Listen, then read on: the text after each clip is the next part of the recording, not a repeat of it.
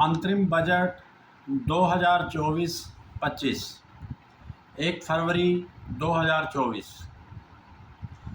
माननीय अध्यक्ष महोदय, मैं वर्ष 2024-25 के लिए अंतरिम बजट प्रस्तुत करती हूँ। प्रस्तावना। भारतीय अर्थव्यवस्था में पिछले 10 वर्षों में अत्यंत सकारात्मक परिवर्तन दिखाई पड़ा है। भारत के लोग आशा और विश्वास के साथ भविष्य की ओर देख रहे हैं। जनता के आशीर्वाद से माननीय प्रधानमंत्री श्री नरेंद्र मोदी के दूरदर्शी और प्रगतिशील नेतृत्व में वर्ष 2014 में जब हमारी सरकार सत्ता में आई, तब देश बहुत बड़ी चुनौतियों का सामना कर रहा था। सरकार ने सबका साथ, सबका विश्वास के अपने मंत्र से इन चुनौतियों पर विजय पाई। संरचनात्मक परिवर्तन आरंभ किए गए, लोगों की भलाई के लिए कार्यक्रम तैयार किए गए और उन्हें तत्परता से कार्यान्वित किया गया। रोजगार और उद्यमिता के अधिक अवसर सर्जित किए गए, अर्थव्यवस्था में नई मजबूती आई, लोगों को बड़े पैमाने पर विकास के लाभ मिलने लगे, देश में आशा की एक नई चेतना जगी। स्वाभाविक रूप से लोगों ने बड़े जनादेश के साथ सरकार को आशीर्वाद दिया। अपने दूसरे कार्यकाल में माननीय प्रधानमंत्री के नेतृत्व में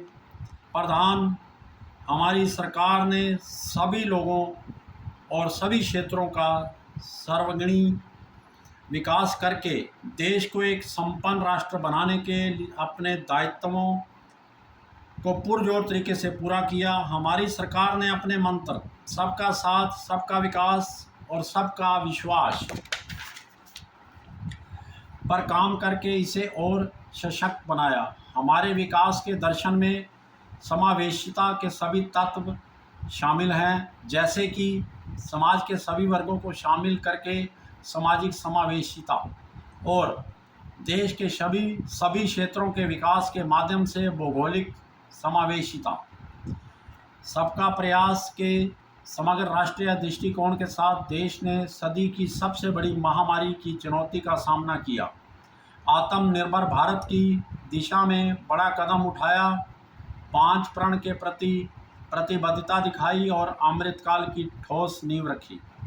इसी के परिणाम स्वरूप हमारे युवा देश में उच्च कांक्षाएं हैं, अपने वर्तमान पर गर्व है और उज्जवल भविष्य के लिए आशा एवं आत्मविश्वास है।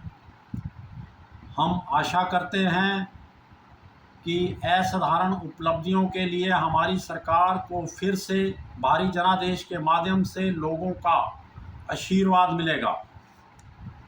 समावेशी विकास और समृद्धि। हमने सोच विचार कर विकास के प्रति मानवोचित और समावेशी दृष्टिकोण अपनाया, जो गांव स्तर तक प्रावधान करने के पूर्ववर्ती दृष्टिकोण से काफ़ी अलग है। पिछले 10 वर्षों में इन विकास कार्यक्रमों ने रिकॉर्ड समय में सभी के लिए आवास, हर घर जल, सभी के लिए बिजली, सभी के लिए रसोई गैस, सभी के लिए बैंक खाते और वित्तीय सेवाओं के माध्यम से प्रत्येक परिवार और व्यक्ति के लिए सेवाएं सुलभ कराई हैं। 80 करोड़ लोगों को मुफ्त राशन उपलब्ध कराकर खाद्यान्न की चिंता समाप्त कर दी गई है। अन्नदाता की उपज के लिए न्यूनतम समर्थन मूल्य को समय समय पर उपयुक्त रूप से बढ़ाया जाता रहा है। इन प्रयासों से तथा मूलभूत आवश्यकताओं की पूर्ति के लिए किए गए प्रावधानों को ग्रामीण क्षेत्रों में वास्तविक आय में वृद्धि हुई है। उनकी आर्थिक आवश्यकताओं की पूर्ति होने से समृद्धि को बल मिला है और रोजगार का सृजन हुआ है। सामाजिक न्याय।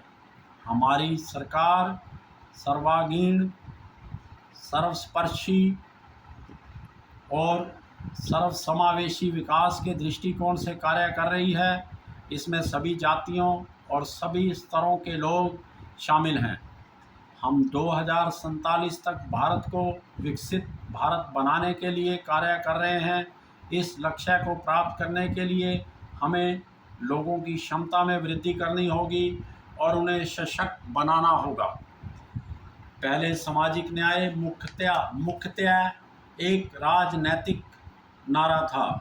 हमारी सरकार के लिए सामाजिक न्याय एक प्रभावशाली और आवश्यक शासन पद्धति है। सभी पात्र लोगों को लाभान्वित करने के का सेंचुरेशन दृष्टिकोण से सच्चे और स्पष्ट अर्थों में सामाजिक न्याय की प्राप्ति है। कार्यारूप में यही धर्मनिरपेक्षता है जिससे भ्रष्टाचार कम होता है और भाई भतीजावाद पर लगाम लगती है।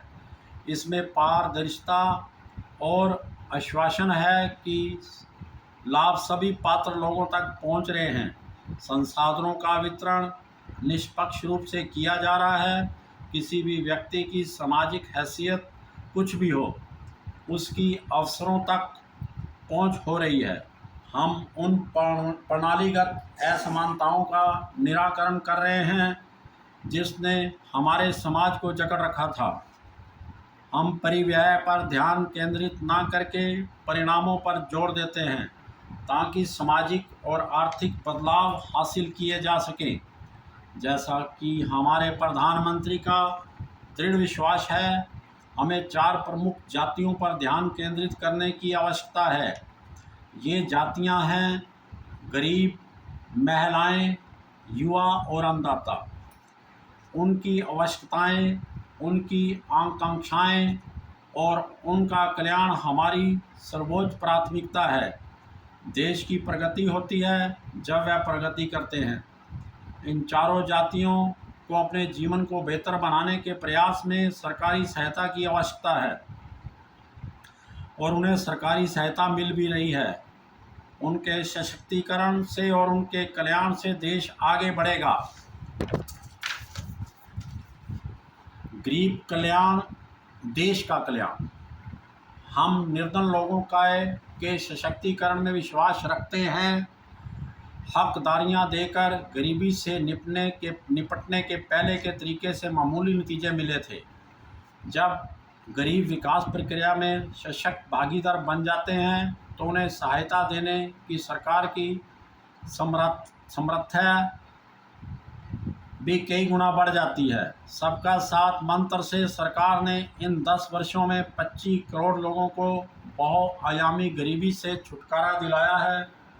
इस तरीके से समर्थ बनाए गए लोगों की ऊर्जा और उत्साह की सक्रियशीलता में अब हमारी सरकार के प्रयासों को भी बल मिल रहा है। इससे वास्तव में वह गरीबी से ऊपर उठ रहे हैं।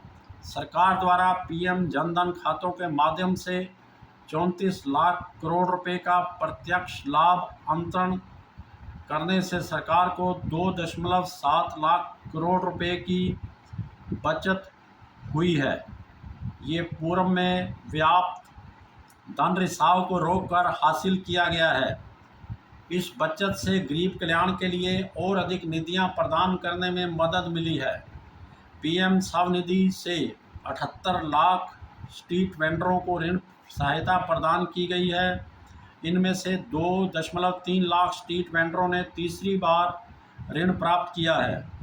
पीएम जनधन योजना विशेष तौर पर उन कमजोर जनजातीय वर्गों तक पहुंची है जो अब तक विकास के दायरे से बाहर रहे हैं।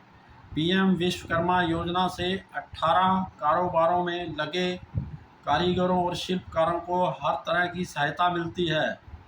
दिव्यांगजनों और ट्रांसजेंडरों के सशक्तिकरण की योजनाओं में हमारी सरकार का ये दृढ़ संकल्प झलकता है कि कोई पीछे ना रह जाए। अन्नदाता का कल्याण। किसान हमारे अन्नदाता हैं।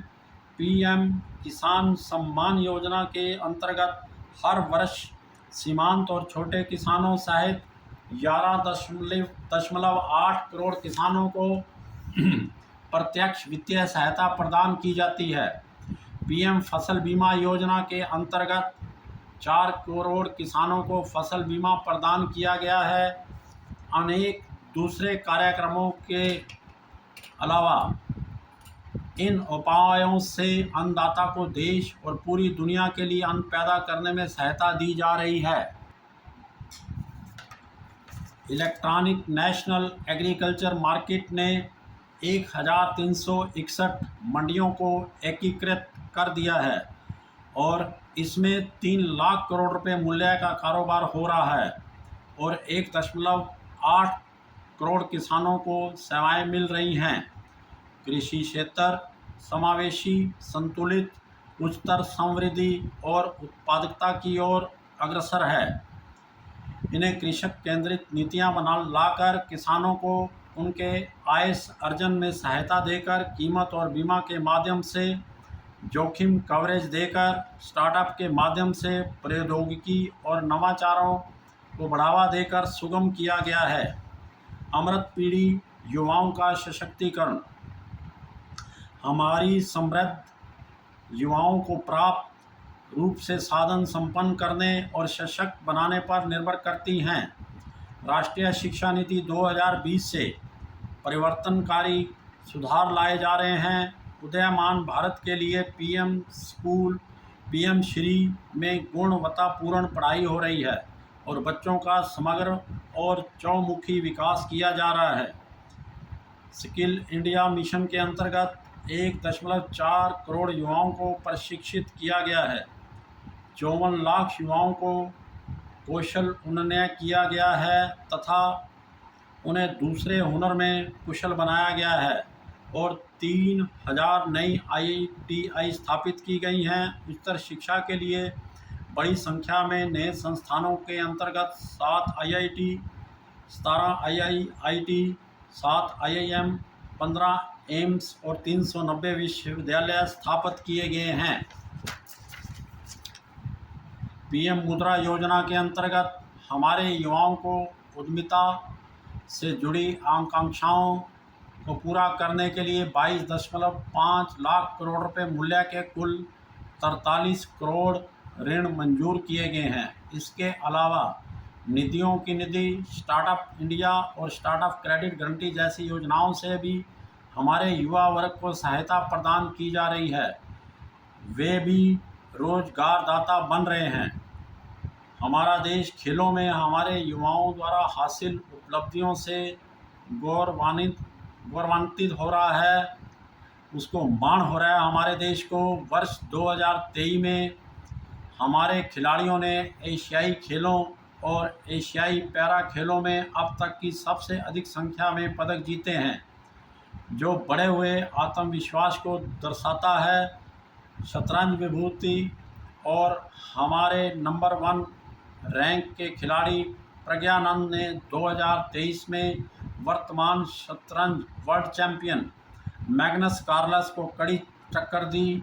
आज भारत में 80 से अधिक शतरंज ग्रैंड मास्टर हैं, जबकि वर्ष 2010 में 20 से थोड़े अधिक ग्रैंड मास्टर हुआ करते थे। नारी शक्ति को प्रोत्साहन, उद्यमिता, सुगम जीवन और महिलाओं के लिए सम्मान के माध्यम से उनके सशक्तिकरण को इन 10 वर्षों में गति मिली है। महिला उद्यमियों को 30 करोड़ मुद्रा योजना ऋण दिए गए हैं। 10 वर्षों में उच्चतर शिक्षा में महिलाओं का नामांकन 28% बढ़ गया है। स्टेम पाठ्यक्रमों में 43% नामांकन बालिकाओं और महिलाओं का है, जो दुनिया में सबसे अधिक है। ये सभी उपाय कार्यबल में महिलाओं की बढ़ती भागीदारी के रूप में प्रतिबिंबित हो रहे हैं। ट्रिपल तलाक को गैर कानूनी बनाने, लोकसभा और राज्यसभा में महिलाओं के लिए 1/3 सीटें आरक्षित करने और पीएम आवास योजना के तहत ग्रामीण क्षेत्रों में महिलाओं को एकल या संयुक्त मालिकों के रूप में 70% से अधिक घर देने के फलस्वरूप उनका सम्मान बढ़ा है। शासन, विकास और कार्य निष्पादन का अनुकरणीय ट्रैक रिकॉर्ड। सकल घरेलू उत्पाद अर्थात जीडीपी की दृष्टि से उच्च विकास करने के अतिरिक्त सरकार और अधिक व्यापक जीडीपी यानी गवर्नेंस, डेवलपमेंट और परफॉर्मेंस पर भी समान रूप से ध्यान केंद्रित किए हुए है। हमारी सरकार ने नागरिक प्रथम और मिनिमम गवर्नमेंट मैक्सिमम गवर्नेंस के दृष्टिकोण के साथ पारदर्शी, जवाबदेह, लोक केंद्रित और तत्पर विश्वास आधारित प्रशासन दिया है। चौमुखी विकास का प्रभाव सभी क्षेत्रों में देखा जा सकता है। यहाँ वृद्ध आर्थिक सुस्थिरता है जो 12 क्षेत्र में भी विद्यमान है। निवेश की स्थिति शानदार है। अर्थव्यवस्था अच्छा कर रही है। लोग बेहतर जीवन जी रहे हैं और वेतन बेहतर कमा रहे हैं और भविष्य के लिए और भी अधिक आकांक्षा रखे हुए हैं। लोगों की औसत वास्तविक आमदनी 50% बढ़ गई है। मुद्रास्फीति सामान्य बनी हुई है। लोग अपनी आकांक्षाओं को साकार करने के लिए सशक्त साधनों से युक्त और समृद्ध हो रहे हैं। कार्यक्रम और बड़ी परियोजनाएं प्रभावी रूप से और यथासमय पूरी हो रही हैं। आर्थिक प्रबंधन पिछले 10 वर्षों में इस बहुउद्देशीय आर्थिक प्रबंधन से लोक केंद्रित समावेशी विकास को बढ़ावा मिला है। इसकी कुछ महत्वपूर्ण बातें इस प्रकार हैं। 1 नंबर, भौतिक, डिजिटल या सोशल सभी प्रकार के इंफ्रास्ट्रक्चर रिकॉर्ड समय में बनाए जा रहे हैं। नंबर 2, देश के सभी भाग आर्थिक विकास में सक्रिय भागीदार बन रहे हैं। नंबर 3, डिजिटल पब्लिक इंफ्रास्ट्रक्चर जो 21वीं सदी में उत्पादन का एक नया कारक है, अर्थव्यवस्था को औपचारिक रूप देने में सहायक है। नंबर 4, वस्तु एवं सेवा कर से one nation one market one tax संभव हो पाया है। कर सुधारों के परिणाम स्वरूप कर आधार गहन और विस्तृत हुआ है। नंबर 5, वित्तीय क्षेत्र को सुदृढ़ बनाने में बचत, ऋण और निवेशों को अधिक प्रभावशाली बनाने में मदद मिली है। नंबर 6, GIFT, IFSC और एकीकृत विनियामक प्राधिकरण IFSCA वैश्विक पूंजी के लिए सशक्त गेटवे अथवा अर्थव्यवस्था के लिए वित्तीय सेवाएं तैयार कर रहे हैं। सक्रिय मुद्रास्फीति प्रबंधन से मुद्रास्फीति को पॉलिसी बैंड के अनुरूप बनाए रखने में मदद मिली है। वैश्विक संदर्भ, भू राजनीतिक दृष्टि से वैश्विक मामले युद्धों और विवादों के कारण और अधिक जटिल और चुनौतीपूर्ण होते जा रहे हैं।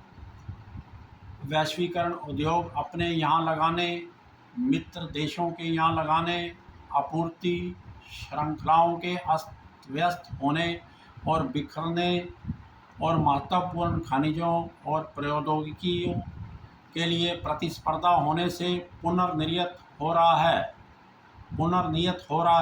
कोविड महामारी के बाद एक नई विश्व व्यवस्था उभर कर सामने आ रही है।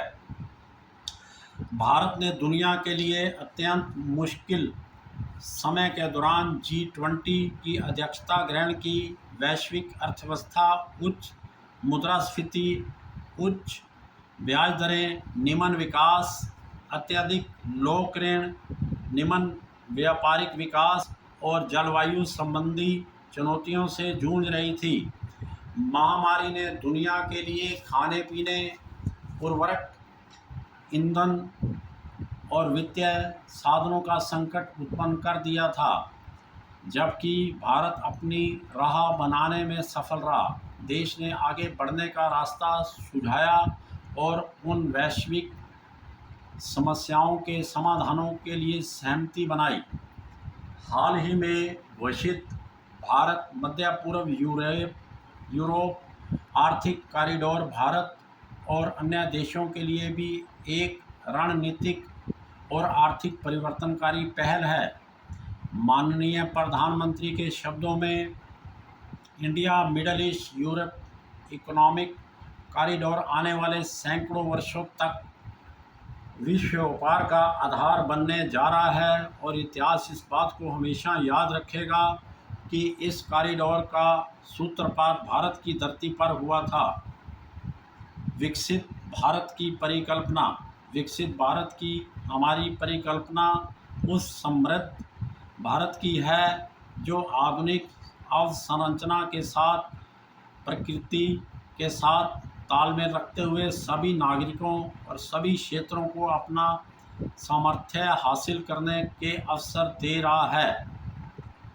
कार्य निष्पादन और प्रगति के सशक्त और अनुकरणीय ट्रैक रिकॉर्ड से उन्नत विश्वास से अर्जित सबका विश्वास के साथ अगले 5 वर्ष अभूतपूर्व विकास के और 2047 विकसित भारत के सपनों को साकार करने के स्वर्णिम क्षण होंगे। सबका प्रयास की शक्ति के साथ जनसांख्यिकी, लोकतंत्र और विविधता की त्रयी में प्रत्येक भारतीय की आकांक्षाओं को पूरा करने की संभावना विद्यमान है।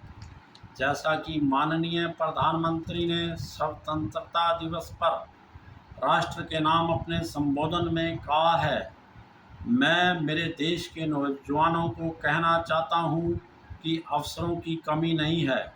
आप जितने अवसर चाहेंगे, ये देश आसमान से भी ज़्यादा अवसर आपको देने में सामर्थ्य रखता है। अमृतकाल के लिए रणनीति। सरकार ऐसी आर्थिक नीतियां अपनाएगी जो विकास की रफ्तार को बढ़ाएंगी और इसे बनाए रखेंगी। समावेशी और समपोषणीय विकास के लिए सुविधाएं उपलब्ध कराएगी। उत्पादकता में सुधार लाएगी, सभी के लिए अवसर उत्पन्न करेगी और उन्हें अपनी क्षमताएं बढ़ाने में मदद करेगी और निवेश बढ़ाने तथा अपनी आकांक्षाओं को पूरा करने के लिए संसाधनों को उत्पन्न करने में योगदान करेगी। रिफॉर्म, परफॉर्म और ट्रांसफॉर्म के सिद्धांत के अनुसरण में सरकार अब अगली पीढ़ी के सुधार हाथ में लेगी और कारगर क्रियान्वयन के लिए राज्यों और हितधारकों के साथ सहमति बनाएगी।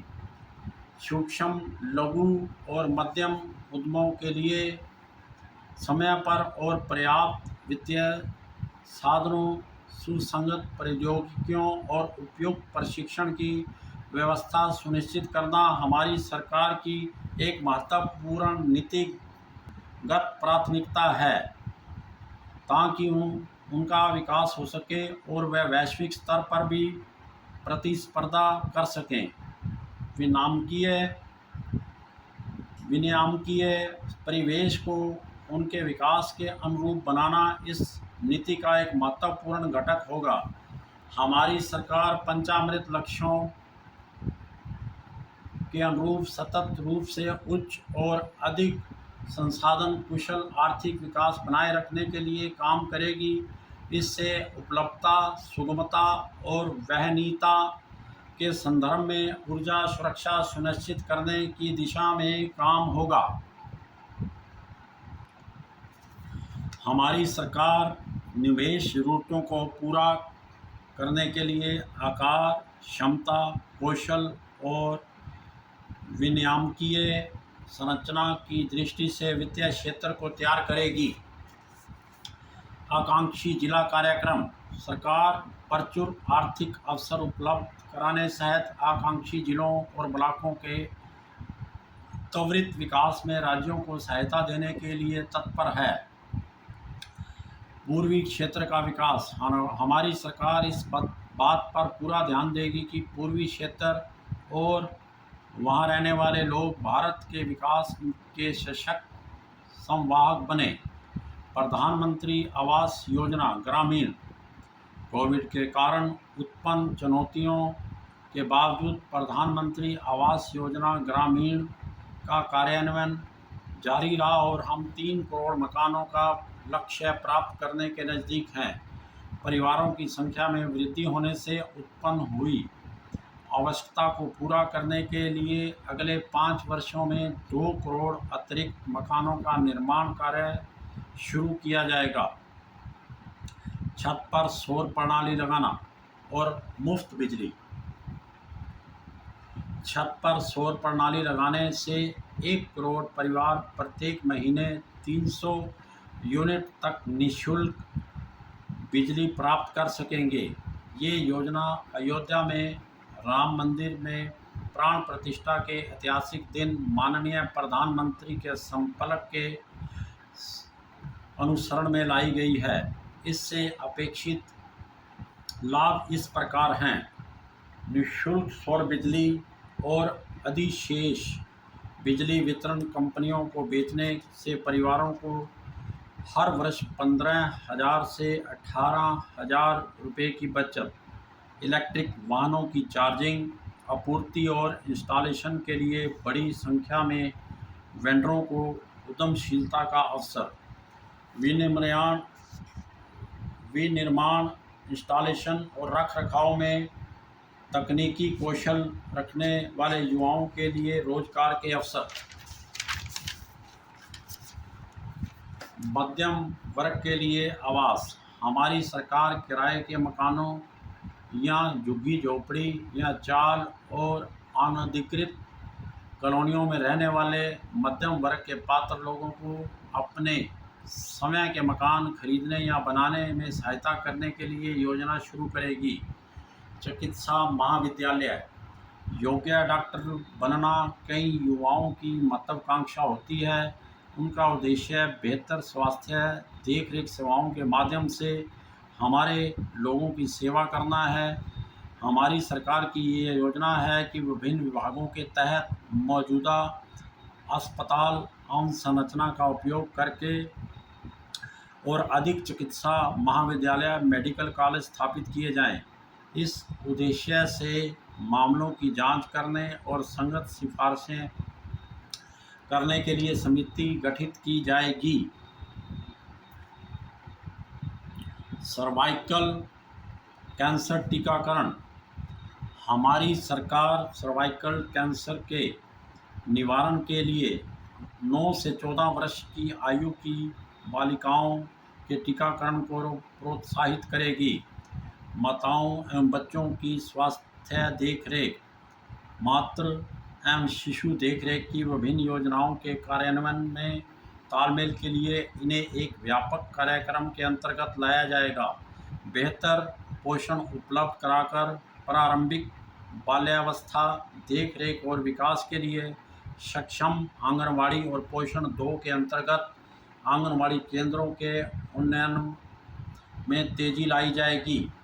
टीकाकरण के प्रबंधन के लिए तैयार किया गया नया यूविन प्लेटफार्म और मिशन इंद्रधनुष के गहन प्रयास को पूरे देश में तेजी से आरंभ किया जाएगा।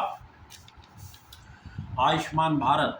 आयुष्मान भारत योजना के अंतर्गत स्वास्थ्य देखरेख सुरक्षा में सभी आशा कार्यकर्ताओं, आंगनवाड़ी कार्यकर्ताओं और सहायकों को भी शामिल किया जाएगा। कृषि और खाद्य प्रसंस्करण। कृषि क्षेत्र में मूल्यवर्धन और किसानों की आमदनी बढ़ाने के प्रयासों को बढ़ावा दिया जाएगा।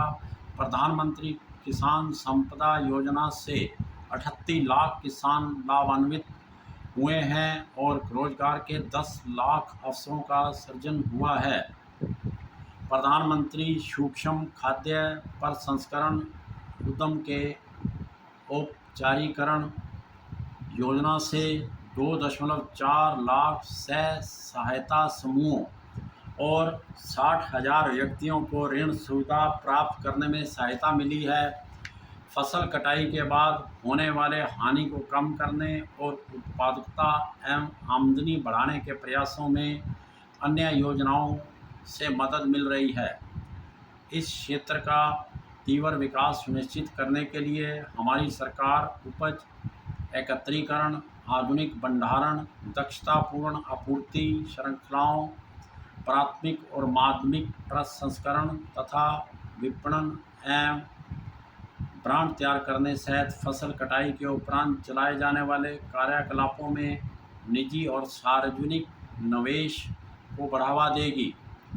नैनो DAP, नैनो यूरिया को सफलतापूर्वक अपनाए जाने के बाद सभी कृषि जलवायु क्षेत्रों में विभिन्न फसलों पर नैनो DAP का प्रयोग किया जाएगा। आत्मनिर्भर तिलहन अभियान वर्ष 2022 में घोषित पहल से आगे बढ़ते हुए सरसों, मूंगफली, तिल, सोयाबीन और सूरजमुखी जैसे तिलहनों के संबंध में आत्मनिर्भरता प्राप्त करने के लिए कार्यनीति तैयार की जाएगी। इसमें अधिक उपज देने वाली किस्मों के लिए अनुसंधान, आधुनिक कृषि तकनीकों को व्यापक पैमाने पर अपनाने, बाजार संपर्कों, खरीद, मूल्यवर्धन और फसल बीमा को शामिल किया जाएगा। डेयरी विकास की सहायता के लिए व्यापक कार्यक्रम तैयार किया जाएगा। खुरपका रोग को नियंत्रित करने के प्रयास पहले से चल रहे हैं। भारत विश्व का सबसे बड़ा दूध उत्पादक देश है, लेकिन देश में दुधारू पशुओं की दूध उत्पादकता कम है।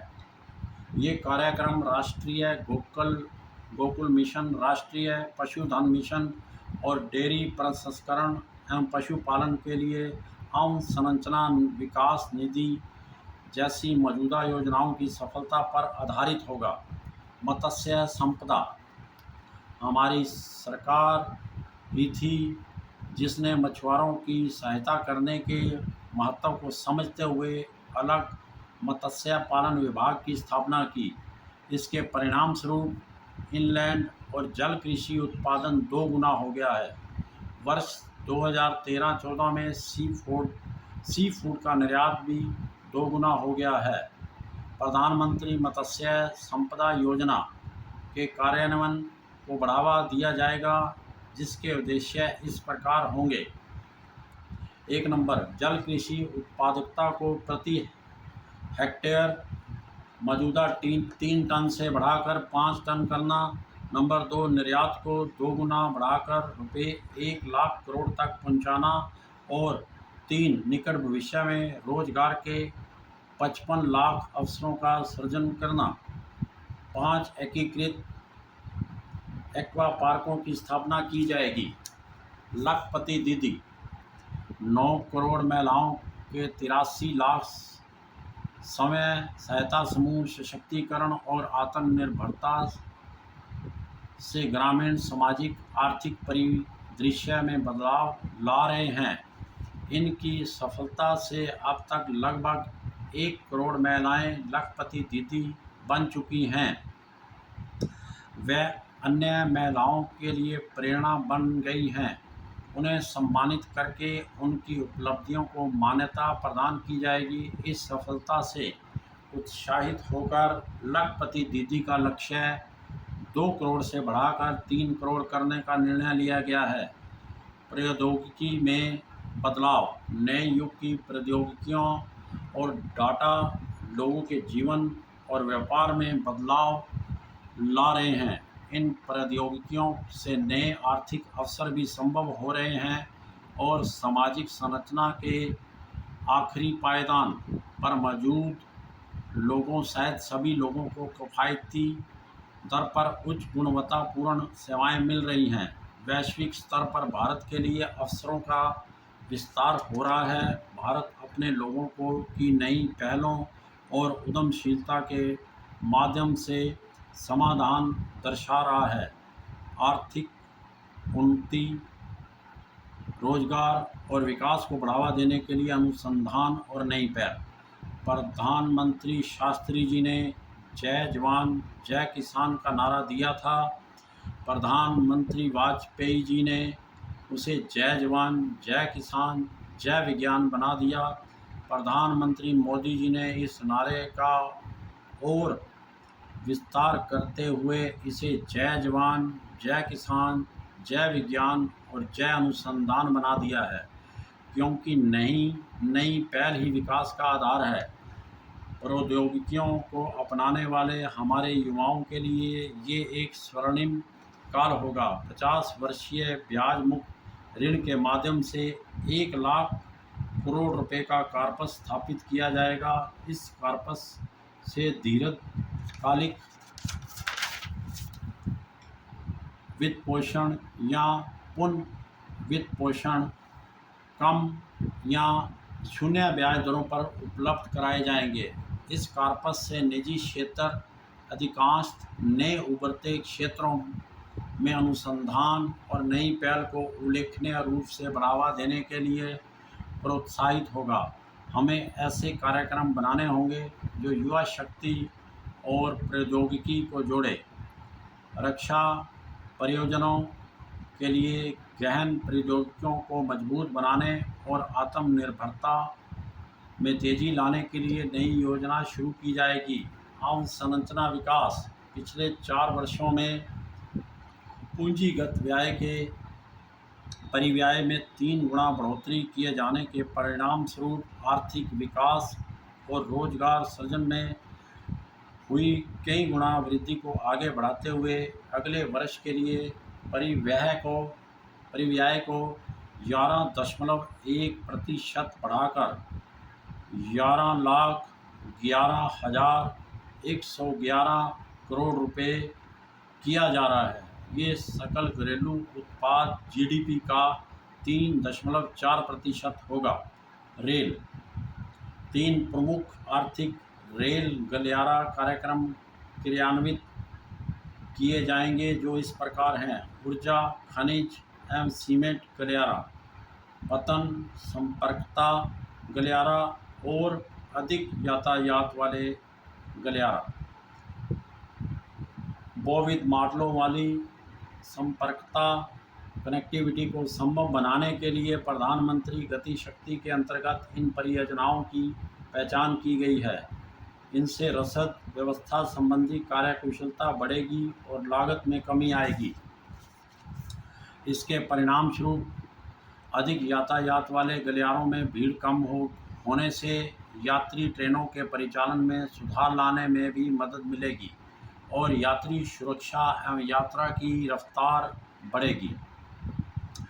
समर्पित माल भाड़ा गलियारों के साथ साथ इन 3 आर्थिक गलियारा कार्यक्रमों से हमारी जीडीपी की विकास दर बढ़ेगी तथा रसद व्यवस्था संबंधी लागत में भी कमी आएगी। यात्रियों की सुविधा, आराम और सुरक्षा बढ़ाने के लिए 40,000 सामान्य रेल डिब्बों को वंदे भारत मानकों के अनुरूप बदला जाएगा। विमानन क्षेत्र पिछले 10 वर्षों में विमानन क्षेत्र का कायापलट कर दिया गया है। हवाई अड्डों की संख्या दुगनी बढ़कर 149 हो गई है। उड़ान योजना के अंतर्गत टियर 2 और टियर 3 शहरों को बड़े पैमाने पर हवाई मार्गों से जोड़ा जा गया है। 517 नई हवाई मार्ग 1.3 करोड़ यात्रियों को उनके गंतव्य तक पहुंचा रहे हैं। देश की विमानन कंपनियां 1000 से अधिक नए वायुयानों के लिए ऑर्डर देकर पुरजोर तरीके से आगे बढ़ रही हैं। मौजूदा हवाई अड्डों का विस्तार और नए हवाई अड्डों के व्यापक विकास का कार्य आगे से तेजी से चलता रहेगा। मेट्रो और नमो भारत हमारे मध्यम वर्ग का दायरा अत्यंत तेज़ी से बढ़ रहा है और तीव्र शहरीकरण हो रहा है। मेट्रो रेल और नमो भारत आवश्यक शहरी रूपांतर के लिए उत्प्रेरक बन सकते हैं। ट्रांजिट आधारित विकास पर ध्यान केंद्रित करते हुए बड़े शहरों में इन प्रणालियों के विस्तार को सहायता प्रदान की जाएगी। हरित ऊर्जा वर्ष 2070 तक नेट जीरो के प्रति हमारी प्रतिबद्धता को पूरा करने की दिशा में किए जाने वाले उपाय इस प्रकार हैं। 1 गीगावाट की शुरुआती क्षमता के लिए अपतटीय पवन ऊर्जा की संभावना को संभव बनाने के लिए व्यवहार्यता अंतर्निधियन की व्यवस्था की जाएगी। वर्ष 2030 तक 100 मीट्रिक टन की कोयला गैसीकरण और तरलीकरण क्षमता स्थापित की जाएगी। इससे प्राकृतिक गैस, मेथेनॉल और अमोनिया के आयात को भी कम करने में मदद मिलेगी। परिवहन के लिए कंप्रेस्ड नेचुरल गैस, सीएनजी और घरेलू प्रयोजनों के लिए पाइप्ड नेचुरल गैस पीएनजी में कंप्रेस्ड बायोगैस के चरणबद्ध अधिदेशात्मक मिश्रण को अनिवार्य किया जाएगा। बायोमास के संग्रहण में सहायता के लिए बायोमास संग्रहण मशीनरी की खरीद के लिए वित्तीय सहायता प्रदान की जाएगी। विद्युत वाहन इकोसिस्टम, हमारी सरकार ई वाहनों के विनिर्माण और चार्जिंग अवसंरचना को सहायता प्रदान कर ई वाहन इकोसिस्टम का विस्तार और सुदृढ़ीकरण करेगी। सार्वजनिक परिवहन नेटवर्क के लिए अधिक से अधिक संख्या में ई बस के इस्तेमाल को पेमेंट सिक्योरिटी मैकेनिज्म के माध्यम से बढ़ावा दिया जाएगा। जैव विनिर्माण और बायो फाउंड्री, हरित विकास को बढ़ावा देने के लिए जैव विनिर्माण और बायो फाउंड्री की एक नई योजना शुरू की जाएगी। ये योजना जैव अपघटय, बहुलक, जैव प्लास्टिक, जैव वेस्टेज और जैव कृषि इनपुट जैसे पर्यावरण हितैषी विकल्प उपलब्ध कराएगी। ये योजना आज के उपभोगकारी विनिर्माण प्रतिमान को पुनः सृजनात्मक सिद्धांतों पर आधारित विनिर्माण प्रतिमान में रूपांतरित करने में भी मदद करेगी। ब्लू इकोनॉमी 2 के लिए जलवायु के अनुरूप कार्यकलापों को बढ़ावा देने के लिए एकीकृत और बहुविषयक दृष्टिकोण के साथ पुनर्स्थापन एवं अनुकूलन उपायों और तटीय एक्वाकल्चर और मारीकल्चर की एक योजना शुरू की जाएगी। पर्यटन केंद्रों का व्यापक विकास 60 स्थानों में G20 बैठकों के सफल आयोजन ने दुनिया भर के लोगों के समक्ष भारत की विविधता प्रस्तुत की है। हमारी आर्थिक ताकत ने हमारे देश को बिजनेस और कॉन्फ्रेंस टूरिज्म के लिए एक आकर्षक गंतव्य स्थान बना दिया है। हमारा मध्यम वर्ग भी अब पर्यटन करने और नए नए स्थानों के बारे में जानने की इच्छा रखता है। पर्यटन में जिसमें अध्यात्म पर्यटन भी शामिल है, स्थानीय उद्यमिता के लिए अपार अवसर है। राज्य को प्रतिष्ठित पर्यटक केंद्रों का संपूर्ण विकास शुरू करने, उनकी वैश्विक पैमाने पर ब्रांडिंग और मार्केटिंग करने के लिए प्रोत्साहित किया जाएगा। पर्यटन केंद्रों को वहां उपलब्ध सुविधाओं और सेवाओं की गुणवत्ता के आधार पर रेटिंग देने हेतु एक फ्रेमवर्क बनाया जाएगा।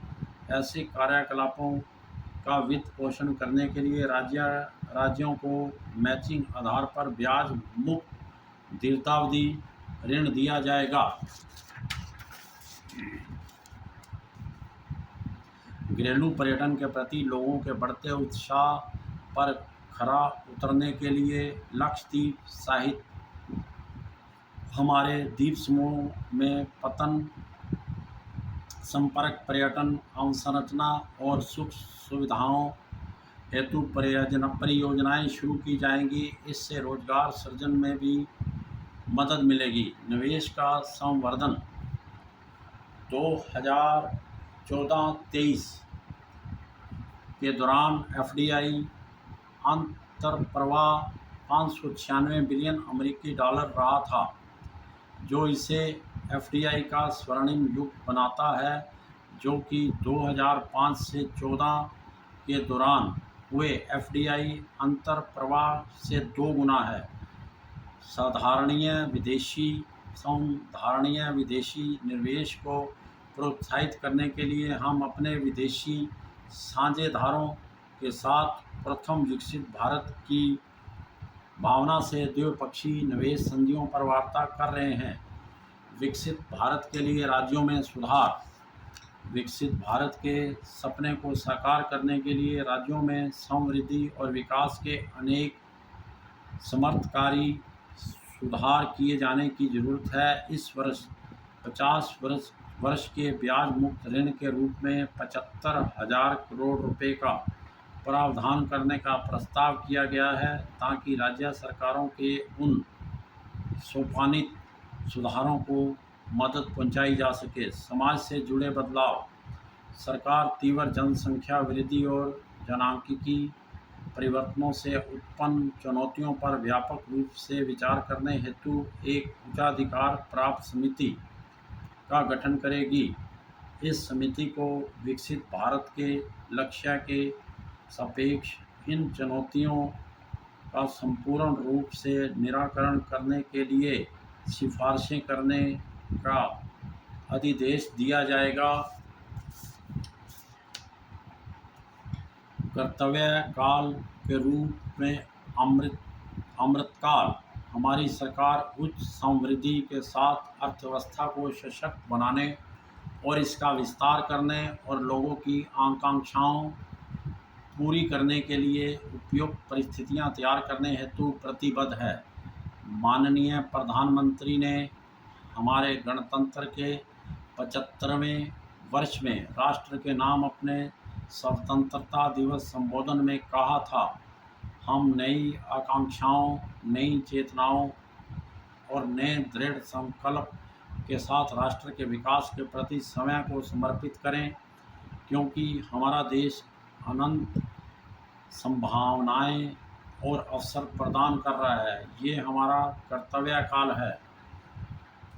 हमारे आर्थिक प्रबंधन और शासन के बल पर हम वर्ष 2014 से पहले के दौर की प्रत्येक चुनौती से उबर गए हैं। इन प्रयासों ने हमारे देश को सतत उच्च समृद्धि के संकल्प पथ पर आगे बढ़ा दिया है। ये सब हमारी सही नीतियों, सच्चे इरादों और उपयुक्त निर्णयों के कारण ही संभव हो सका है। जुलाई में पूर्ण बजट में हमारी सरकार विकसित भारत के लक्ष्य का विस्तृत रोड मैप प्रस्तुत करेगी।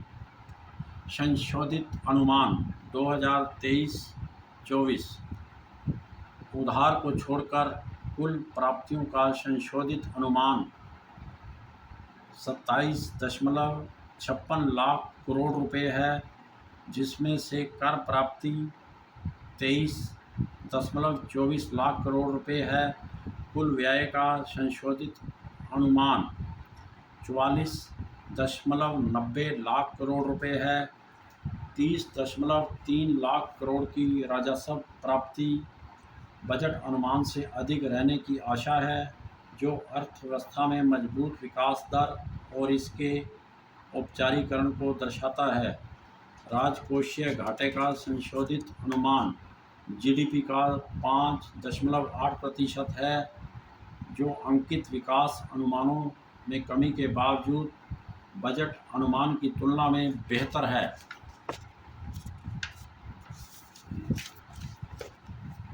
बजट अनुमान 2024-25 वर्ष 2024-25 में उधार से इतर कुल प्राप्तियां और कुल व्यय क्रमशः 30.80 लाख करोड़ रुपए और 47.66 लाख करोड़ रुपए रहने का अनुमान है। कर प्राप्तियों के 26.2 लाख करोड़ रुपए रहने का अनुमान है।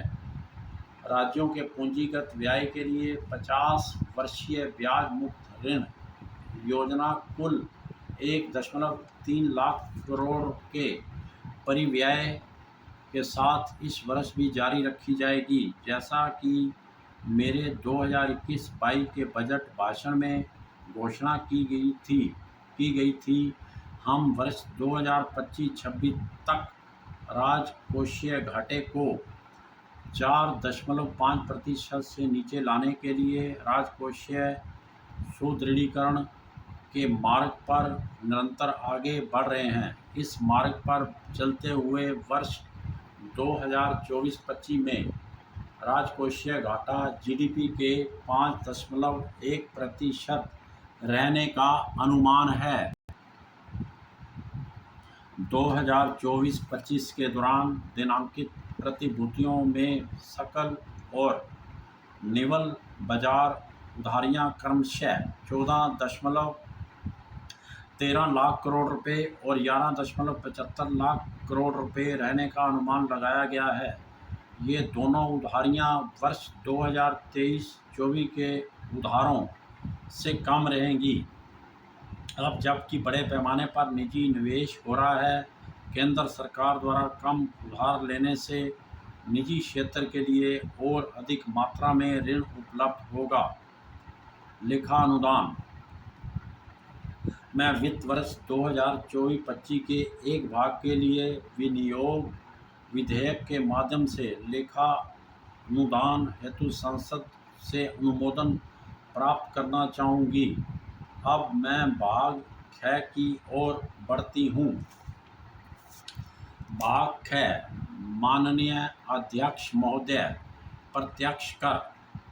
पिछले 10 वर्षों में प्रत्यक्ष कर संग्रहण 3 गुना से अधिक हो गया है और विवरणी दाखिल करने वालों की संख्या 2.4 गुना हो गई है। मैं करदाताओं को आश्वस्त करना चाहूँगी कि उनके योगदान का देश के विकास और जनता के कल्याण के लिए विवेकपूर्ण उपयोग किया गया है। मैं करदाताओं के सहयोग के लिए उनकी सराहना करती हूँ। सरकार ने कर दरों में कटौती की है और इन्हें विवेकपूर्ण बनाया है। नई कर योजना के तहत अब 7 लाख रुपए तक की आय वाले करदाताओं के लिए कोई कर देनदारी नहीं है। वित्तीय वर्ष 2013-14 में 2.2 लाख रुपए तक की आय वाले करदाताओं के लिए कोई कर देनदारी नहीं थी।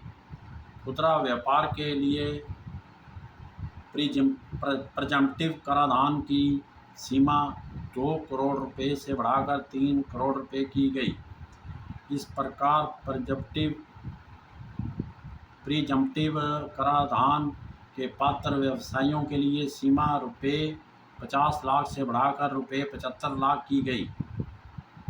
साथ ही कॉरपोरेट कर की दर मौजूदा स्वदेशी कंपनियों के लिए 30% से घटाकर 22% की गई और कुछ नई विनिर्माण कंपनियों के लिए दर 15% की गई। पिछले 5 वर्षों में करदाता सेवाओं में सुधार करने पर हमारा विशेष जोर रहा है। पहचान रहित निर्धारण और अपील की शुरुआत कर क्षेत्राधिकार आधारित निर्धारण प्रणाली को बदल दिया गया, जिससे कार्यकुशलता, पारदर्शिता और जवाबदेही बढ़ी है। अद्यतन की हुई आयकर विवरणियाँ, नया फॉर्म 26AS और पहले से भरी हुई कर विवरणियाँ शुरू किए जाने से कर विवरणियाँ दाखिल करने की प्रक्रिया अधिक सरल और आसान हो गई है। विवरणियों पर कार्रवाई में वर्ष 2013-14 में औसतन 93 दिन लगते थे, जो कम होकर इस वर्ष केवल 10 दिन रह गए हैं। इससे प्रतिदाय रिफंड जारी करने में तेजी आई है। अप्रत्यक्ष कर भारत में अत्यंत बटी हुई अप्रत्यक्ष कर व्यवस्था को एकीकृत करके GST ने व्यापार और उद्योग पर अनुपालन के बोझ को कम कर दिया है। उद्योग जगत ने GST के लाभ को स्वीकारा है। एक अग्रणी परामर्शदाता फर्म द्वारा हाल ही में किए गए सर्वेक्षण के अनुसार 94% उद्योग प्रमुख GST में हुए बदलाव को व्यापक रूप से सकारात्मक मानते हैं। सर्वेक्षण में प्रश्नों के उत्तर देने वाले 80% प्रतिभागियों के अनुसार इससे आपूर्ति श्रृंखला ऑप्टिमाइज हुई है, क्योंकि टैक्स आर्बिट्राज और आयकरोड के हटने के परिणामस्वरूप राज्यों और शहरों की सीमाओं से चेक पोस्ट हट गए हैं। साथ ही GST का कर आधार बढ़कर 2 गुने से अधिक हो गया है। इस वर्ष औसत मासिक सकल जीएसटी संग्रहण बढ़कर लगभग दोगुना यथा 1.66 करोड़ रुपए हो गया है। इससे राज्य भी लाभान्वित हुए हैं।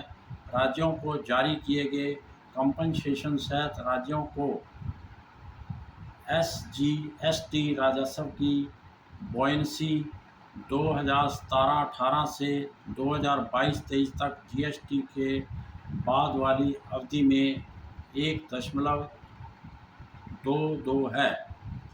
इसके विपरीत वर्ष 2012-13 से 2015-16 की जीएसटी से पूर्व की 4 वर्षों की अवधि में विलय होने वाले राज्य राजस्व की टैक्स बॉयंसी केवल 0.72 थी।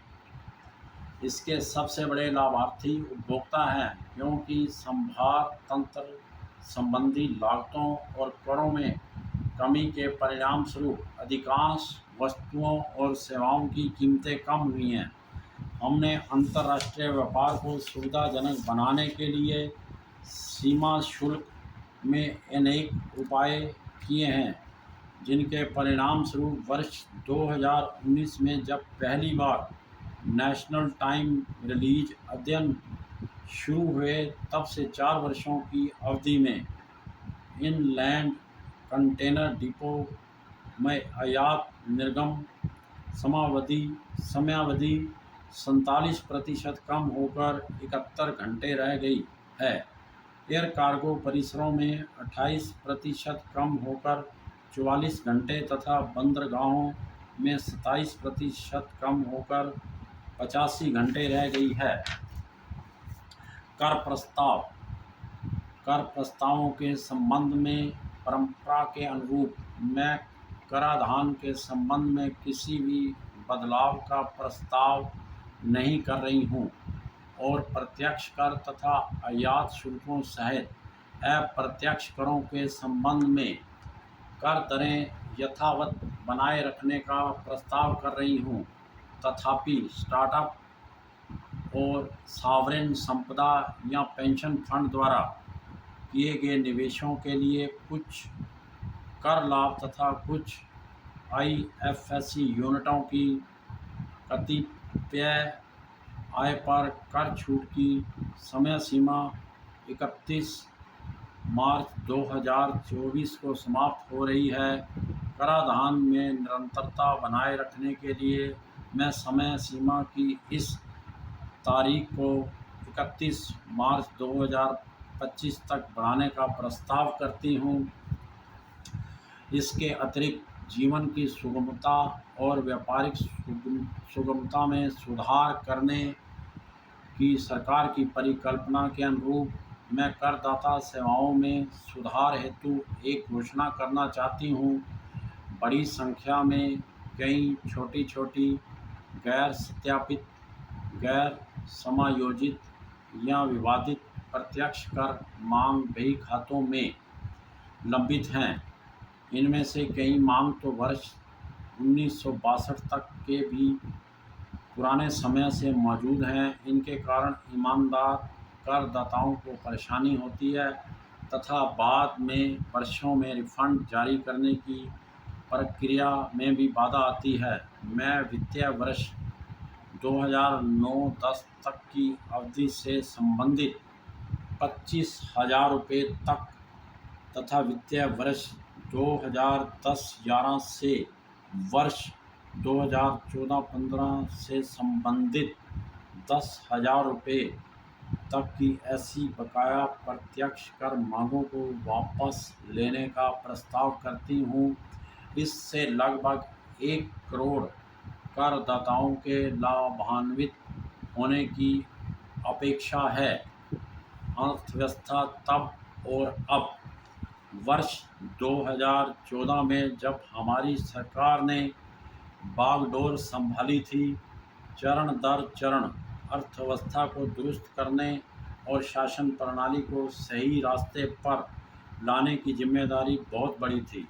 समय की मांग थी कि लोगों को आशा की किरण दिखे, निवेश आकर्षित किया जा सके और सुधार के लिए अत्यावश्यक समर्थन जुटाया जा सके। सरकार ने राष्ट्र प्रथम के मजबूत विश्वास के साथ इसे सफलतापूर्वक हासिल किया। उन वर्षों के संकटों से पार पा लिया गया और अर्थव्यवस्था सर्वांगीण विकास के साथ उच्च संधारणीय समृद्धि पथ पर बढ़ चली है। अब ये देखना उपयुक्त होगा कि तब वर्ष 2014 तक हम कहाँ थे और अब कहाँ हैं, केवल इसलिए कि उन वर्षों के कुप्रबंधन से सबक सीखा जा सके। इस संदर्भ में सरकार सदन में पटल पर एक श्वेत पत्र प्रस्तुत करेगी। शासन, विकास और निष्पादन पर भावी प्रदायगी और जन कल्याण के अनुकरणीय ट्रैक रिकॉर्ड ने सरकार को लोगों का भरोसा, विश्वास और आशीर्वाद दिलाया है, ताकि आने वाले वर्षों और दशकों में नेक इरादे, सच्ची लगन और भरपूर प्रयासों से विकसित भारत के लक्ष्य को हासिल किया जा सके, चाहे इसके लिए जितना भी जतन करना पड़े। इन शब्दों के साथ मैं इस गरिमा में सदन में अंतरिम बजट पेश करती हूँ। जय हिंद।